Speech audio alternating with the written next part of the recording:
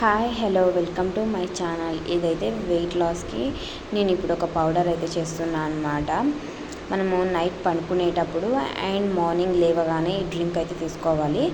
ఇప్పుడు దీనికి నేనైతే జీలకర్ర 1 కప్, వాము 1 కప్, సోంపు 1 కప్, 3 ఈక్వల్గా అయితే తీసుకోవాలన్నమాట. 3 ఈక్వల్గా తీసుకొని ముందుగా జీలకర్ర, వాము, సోంపు సపరేట్గా ఇవైతే బాగా ఇలా వేయించుకోవాలన్నమాట. ఇలా బాగా వేయించుకొని సపరేట్ 3 ఒక ప్లేట్లోకి అయితే తీసేసుకోవాలి. మొత్తం చల్లగా అవ్వాలన్నమాట. ఇవి 3 మొత్తం చల్లగా అయ్యాక మనము మిక్సీ అయితే పట్టేసుకోవాలి.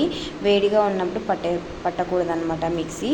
చల్లగా అయినాక ఇలా ఫైన్ పేస్ట్ లాగా మెత్తగా పేస్ట్ అయితే చేసుకోవాలన్నమాట. చూడండి ఎంత మెత్తగా పేస్ట్ అయ్యిందో. ఇప్పుడు ఇదంతా నేను ఒక జార్లోకి స్టోర్ అయితే చేసి పెట్టుకున్నాను అనమాట. ఇదైతే నాకు ఒక 15 డేస్ వరకు వస్తుంది.